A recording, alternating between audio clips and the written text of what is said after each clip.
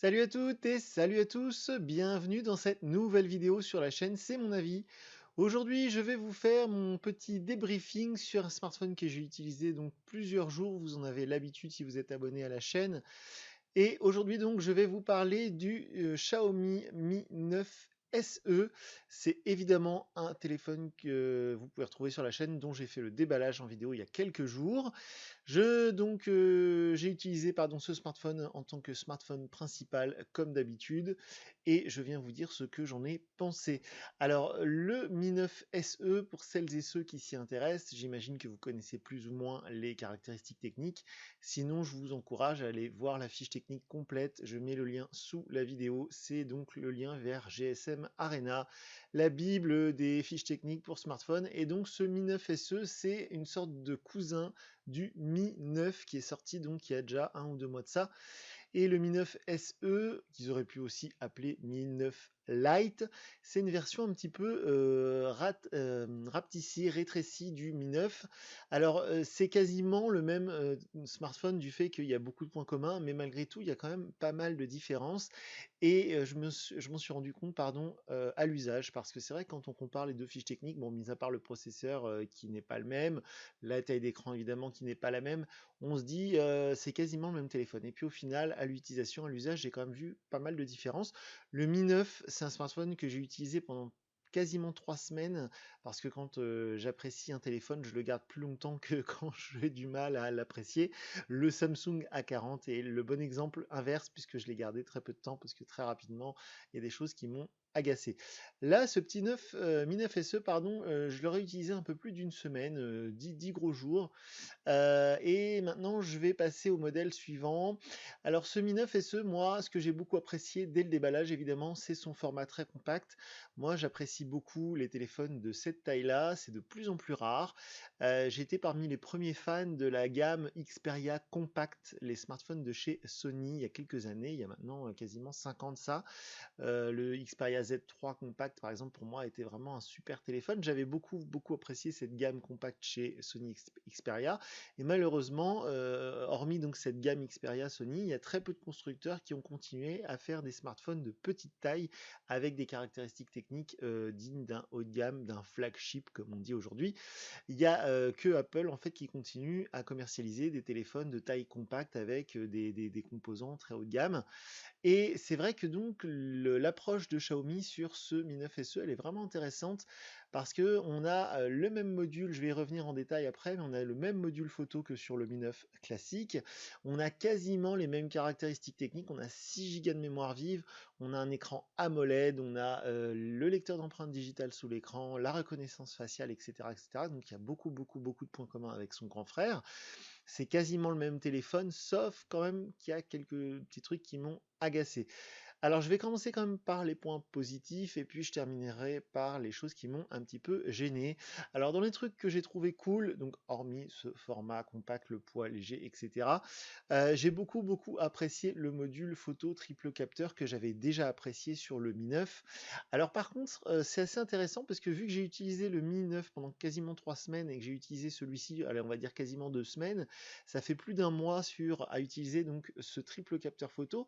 Et je me suis rendu compte d'un truc dont je m'étais pas rendu compte avec le Mi 9, et pourtant je suis retourné voir mes photos, les photos que j'avais prises avec le Mi 9, et j'ai constaté le même problème. Donc ça me permet de mettre en lumière un problème que je n'avais, en tout cas qui m'avait un petit peu échappé lors de mon test du Mi 9, c'est que la fameuse lentille, le fameux capteur grand angle, il est pas si exceptionnel que ça. Je dirais même qu'il est un peu loupé au final, parce que autant le grand angle, bon, il y a un grand angle, hein, ça c'est sûr, ça marche, et quand on prend une photo en grand angle, on voit des trucs vachement larges qu'on voyait pas sur le capteur photo normal.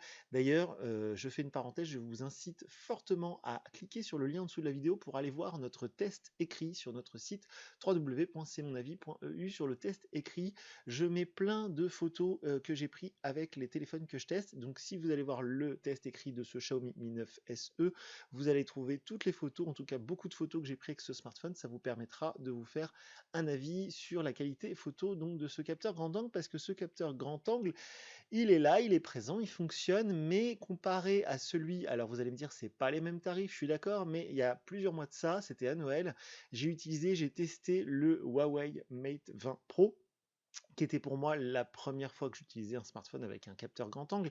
Et les photos que j'avais prises en grand angle avec le Mate 20 Pro de chez Huawei étaient de bien meilleure qualité que les photos en grand angle que j'ai pu prendre avec ce Mi 9 SE ou avec le Mi 9 tout court.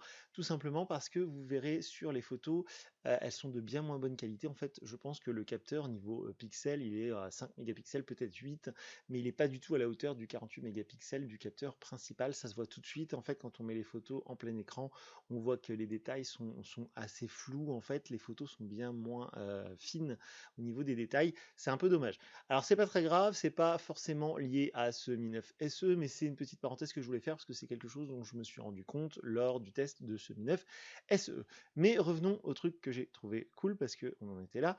Donc, le triple capteur photo, pour moi, c'est une réussite parce qu'à 369 euros, pour moi, il n'y a pas mieux sur le marché. En fait, niveau photo, le capteur 48 mégapixels que vous retrouvez sur ce Xiaomi Mi 9 SE, a priori, c'est le même qu'on retrouve sur le Redmi Note 7, c'est le même qu'on retrouve sur le Mi 9 tout court, et c'est pour moi un capteur photo qui est très réussi, il fait de très belles photos. Le mode nuit marche très bien, c'est pareil, le mode nuit, moi je l'avais découvert avec le Mate 20 Pro de chez Huawei, et là, il marche très bien aussi sur ce Xiaomi. Encore une fois, vous pourrez trouver des exemples de photos que j'ai pris avec ce fameux mode nuit sur notre test écrit, et ça marche très bien, c'est-à-dire que dans un environnement assez sombre, si vous restez immobile, le mode nuit permet de faire une photo vraiment très lumineuse avec justement beaucoup de détails, etc. Donc pour le coup, ça marche très bien. Le capteur photo 48 mégapixels en conditions de jour de bonne luminosité, il fait des merveilles. Vraiment, c'est un très bon capteur, ça fait de très belles photos. Les vidéos que vous allez enregistrer pardon, avec ce Mi 9 SE ou avec le Mi 9 normal, elles sont en 4K, elles sont de très très bonne qualité, il n'y a pas de souci là-dessus. Donc voilà, pour moi, le triple capteur photo sur ce Mi 9 SE, c'est une réussite, il fait de superbes photos. Alors, le grand angle, c'est pas le meilleur capteur du monde, et le zoom x2, c'est parfois un peu décevant. Encore une fois, je vous conseille d'aller voir les exemples de photos que j'ai pris avec ce téléphone. Parfois, le x2, il fait vraiment des trucs sympas. On dit waouh, ça fait presque un vrai zoom. Et puis parfois, sur certaines photos, on a un peu l'impression justement que c'est un zoom un peu digitalisé et non pas un vrai zoom optique. Alors d'ailleurs, petite précision à ce sujet, j'ai remarqué que quand on fait un zoom x2 en mode nuit, on n'a pas du tout le même résultat de grain, de qualité photo que quand on fait un zoom x2 en mode normal. Donc je pense que ça n'utilise pas le même capteur photo. Voilà, donc je ferme cette parenthèse sur le triple capteur photo qui est pour moi malgré tout une bonne chose sur ce Mi 9 SE. Ça fait partie des points forts de ce téléphone. Pour moi, ça paraît très clair. Je fais d'ailleurs une petite aparté sur l'écran AMOLED. Malheureusement, on en parle très peu, trop peu, mais c'est vraiment un écran de très bonne qualité. Le Mi 9 classique aussi, il a un écran AMOLED. Donc pour ceux qui ne le savent pas, celles et ceux qui ne le savent pas, l'écran AMOLED se différencie d'un écran LCD parce que chaque pixel est une microscopique LED qui s'éteint quand on veut par exemple du noir. Donc ça permet d'avoir des noirs très profonds, quasiment à infini en fait. C'est vraiment du noir, noir, noir. Et puis les couleurs sont très vives, parfois un peu trop vives, mais ça, moi j'aime bien. Ça permet de sublimer un petit peu les couleurs qu'on voit à l'écran. Et c'est vrai que justement, en parlant de photos, quand on prend des photos avec ce téléphone, grâce à l'écran AMOLED, quand on les visualise sur l'écran AMOLED, elles paraissent encore plus belles que quand on les visualise plus tard sur l'écran du PC. Donc voilà, pour moi ça fait partie des points positifs, ce capteur photo et aussi l'écran AMOLED. Un truc que j'apprécie sur ce Mi 9 SE et que j'apprécie sur tous les smartphones de la marque Xiaomi, c'est l'interface MIUI 10 qui est pour moi très réussie, qui est pour moi même la plus réussie du marché actuellement. On peut naviguer comme vous le voyez sans les touches de navigation, avec les gestes uniquement, parce que là c'est le cas en bas de l'écran, je vais vous montrer tout de suite. On peut retourner à l'écran d'accueil en faisant un petit balayage vers le haut comme ça marche très bien. Ça malheureusement, c'est aussi possible sur EMUI, donc l'interface du concurrent Huawei Honor, mais je trouve ça encore plus efficace et plus abouti sur MIUI 10. J'apprécie vraiment cette interface et elle est vraiment très au point. Elle est vraiment, moi j'aime beaucoup. Je trouve tout très bien fait sur ce MIUI 10.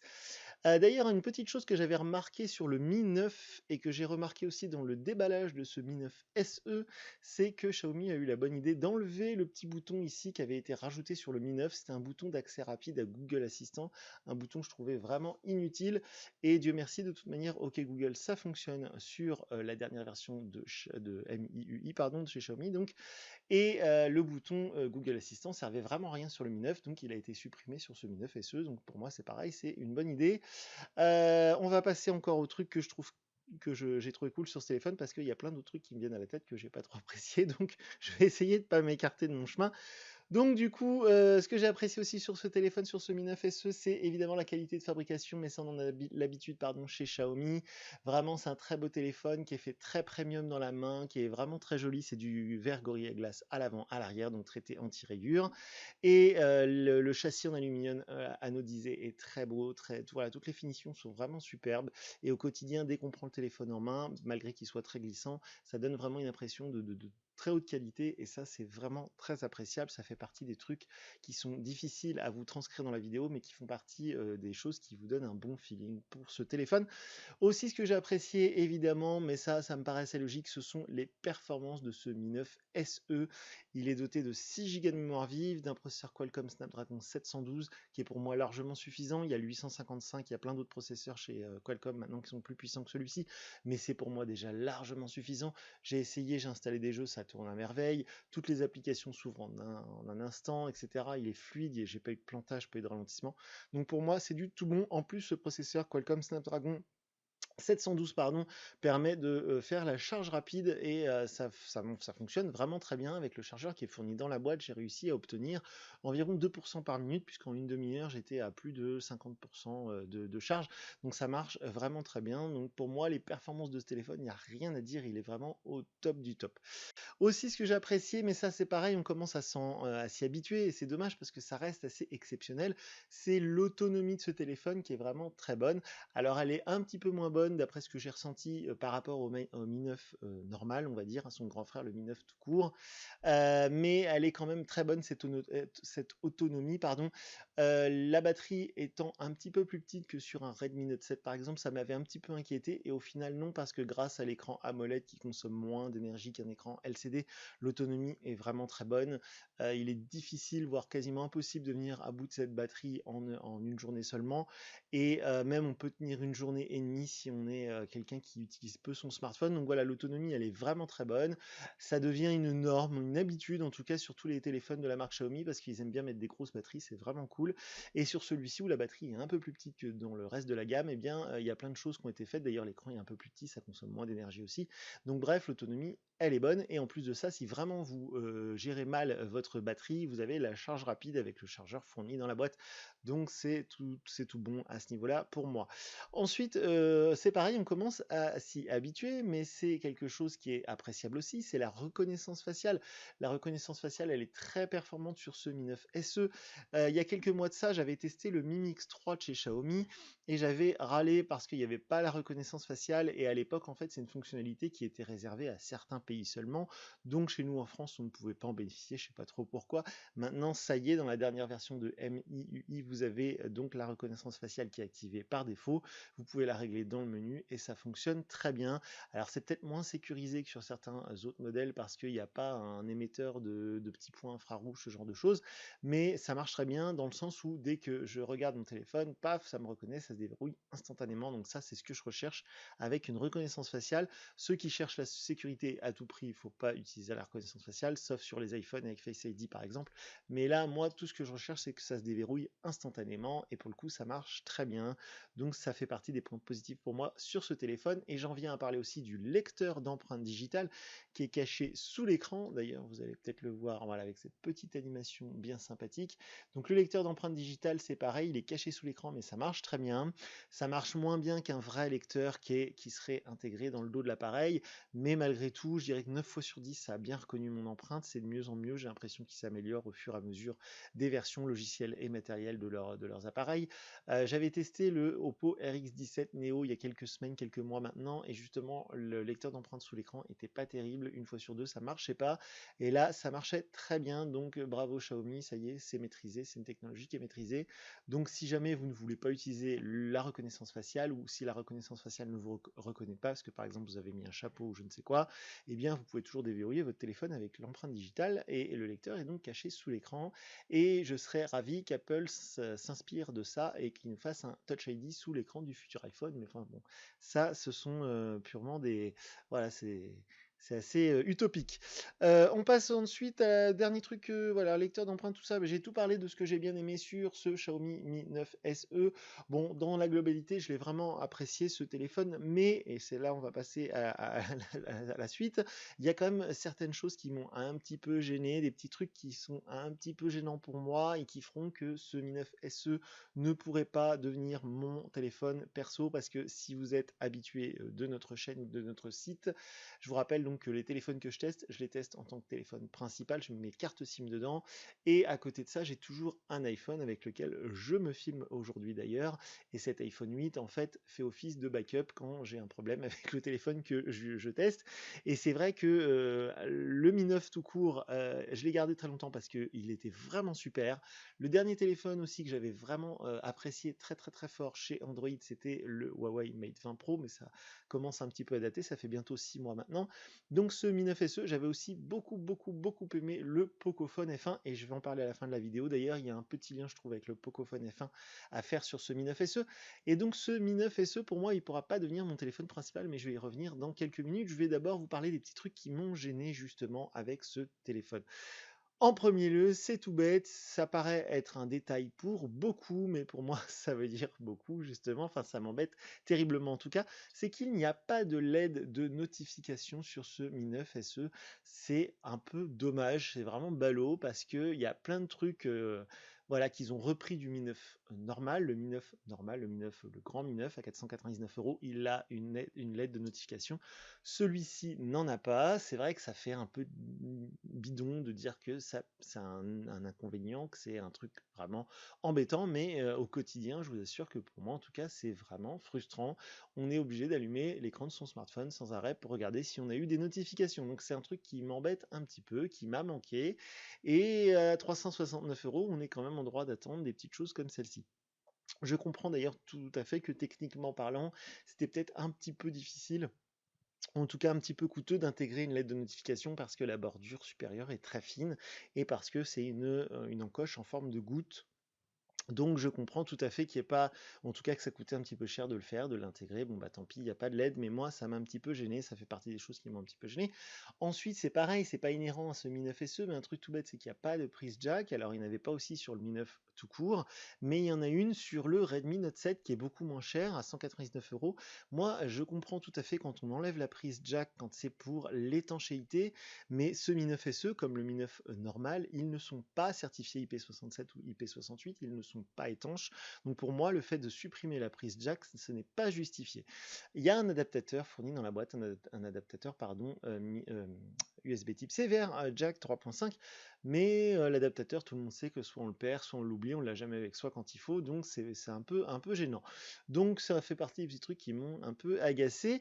Aussi un truc qui m'a un petit peu déçu, alors là c'est pas forcément de la faute de Xiaomi, c'est peut-être tout simplement la faute du fait que c'est très difficile de se procurer un Xiaomi Mi 9 SE en ce moment, tout comme c'était difficile de se procurer un Mi 9 tout court il y a quelques semaines quand il est sorti. Mais en fait j'ai pas réussi à me procurer, à obtenir le Mi 9 SE en bleu. J'ai réussi à l'avoir uniquement en espèce de gris, ils appellent ça piano black. Alors ça n'a rien de piano black pour moi, un piano c'est noir, noir, noir.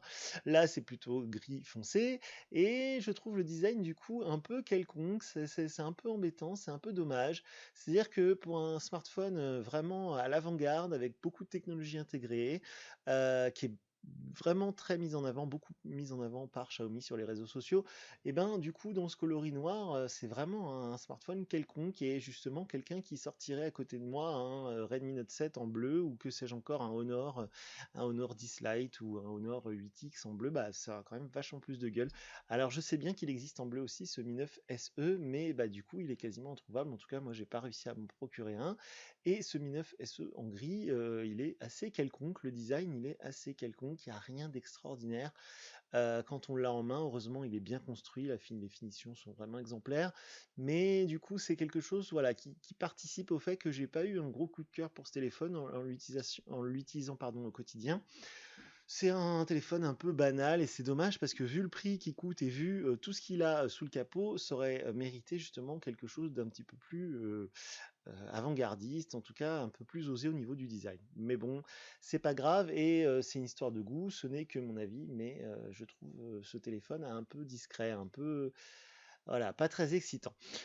Ensuite, au niveau des petits trucs qu'on peut reprocher à ce Mi 9 SE, c'est au niveau du tiroir SIM parce que moi, je me satisfais largement de 64 Go de stockage, mais certains d'entre vous, à chaque fois on a la question sur nos réseaux sociaux ou dans les commentaires YouTube, il y en a plein qui adorent rajouter une carte micro SD. Je sais pas ce que vous mettez sur vos cartes micro SD, mais une chose est sûre, c'est que sur celui-ci, on ne peut pas rajouter de carte micro SD. On doit se satisfaire des 64 Go de mémoire embarquée. Alors moi, ça me suffit, mais c'est quand même un vrai défaut parce que à ce prix-là, encore une fois, il y a d'autres modèles qui proposent un slot micro SD, un emplacement pour une carte micro SD. Donc voilà pour les petits trucs que j'ai reprochés à ce Mi 9 SE. Et j'arrive justement au fait que je disais tout à l'heure qu'on peut comparer ce téléphone avec le Xiaomi Pocophone F1, qui fait partie presque de la même famille, hein, puisque Pocophone c'est une marque de Xiaomi. Et le Pocophone F1 m'avait beaucoup plus emballé que ce Mi 9 SE. Alors pourtant, le Pocophone F1, il est un peu plus gros, il est un peu plus lourd, il n'est pas en verre puisqu'il est en plastique. On a des bordures un peu plus épaisses, on a une encoche qui est vachement plus large, que c'est pas une encoche goutte, c'est plutôt une encoche du genre iPhone X. Mais le Pocophone F1 m'avait plus emballé parce que je trouve qu'on en avait plus pour son argent qu'avec ce Mi 9 SE. En tout cas, il me paraissait plus pratique, plus pragmatique. Il y avait la fameuse LED de notification. Il y avait des petits détails comme ça qui me faisaient dire que vraiment ce Pocophone F1, c'était un super téléphone, un téléphone de geek, un téléphone vraiment où ils ont mis tout ce qu'ils pouvaient dedans pour le prix. Et en plus de ça, maintenant le Pocophone F1, on peut le trouver vraiment pas cher, aux alentours de 300 euros à peu près, alors qu'il était à 350 euros lors de sa sortie. Donc c'est vrai que dans la gamme Xiaomi, pour moi, aujourd'hui, si vous avez 350 euros, ça me paraît plus judicieux d'aller les mettre dans le Pocophone F1 que dans ce Mi 9 SE. Alors certes, le Pocophone F1, il n'avait pas le capteur photo 48 mégapixels, il n'avait pas le grand angle, mais les photos que j'ai prises avec le Pocophone F1, je vous encourage à aller voir notre test écrit sur notre site. J'avais pris des super photos avec le Pocophone et tout aussi belle qu'avec ce Mi 9 SE. Donc pour moi, le Mi 9 SE, il est un peu bâtard, il est pas mauvais, mais à ce prix-là, je trouve que si on veut rester dans la marque Xiaomi, on peut trouver mieux avec le Pocophone. En tout cas, ce n'est que mon avis. Et si on peut mettre un peu plus, et ben le vrai Mi 9, le Mi 9 tout court à 500 euros, il est vachement mieux que ce Mi 9 SE pour quelques petits détails seulement, mais qui au quotidien vont quand même changer pas mal de choses. C'est vrai que j'apprécie terriblement les smartphones de petit format, mais aujourd'hui, quand on part sur du Android, et ben, du coup, on en veut pour son argent. Et j'ai été un peu, voilà, je dirais pas déçu, mais je dirais que j'ai pas été autant emballé que je m'y attendais par ce Mi 9 SE, qui est quasiment irréprochable parce qu'il est performant, il est plutôt joli, etc. Il manque un petit quelque chose. Voilà, le Mi 9 m'avait vraiment emballé. D'ailleurs, pour moi, aujourd'hui, c'est le meilleur rapport qualité-prix en Android aujourd'hui sur le marché. C'est le Mi 9 qui est pour moi vraiment excellent. Le Pocophone F1 qui est vraiment un super rapport qualité-prix, un vrai téléphone de geek qui est pas très beau parce qu'il est en plastique, etc. Mais qui est vraiment, je dirais, voilà, pratique et bien conçu. Ce Mi 9 SE, je suis un peu partagé. Voilà. Alors, si vous avez des questions, si vous voulez que j'essaye des trucs, si vous voulez me faire part de votre avis et qui, j'en doute pas une seule seconde, sera complètement opposé au mien, eh bien, vous pouvez nous contacter via nos réseaux sociaux. Nous ne répondons plus aux commentaires dans les vidéos, les commentaires YouTube en dessous de la vidéo, donc on laisse les commentaires ouverts pour que vous puissiez échanger entre vous. Mais si vous voulez nous poser vos questions, pardon, vous pouvez nous contacter via les réseaux sociaux. On est présent sur Twitter, Instagram, Facebook ou via notre site internet parce que sous l'article dédié à ce téléphone, vous avez tout un bloc de commentaires. Vous pouvez vous inscrire ou vous identifier avec les réseaux sociaux d'ailleurs, donc vous pouvez commenter et poser vos questions sous le test. Donc voilà pour ce Xiaomi Mi 9 SE, un téléphone qui me laisse un petit peu un goût amer, qui me laisse un peu sur ma faim.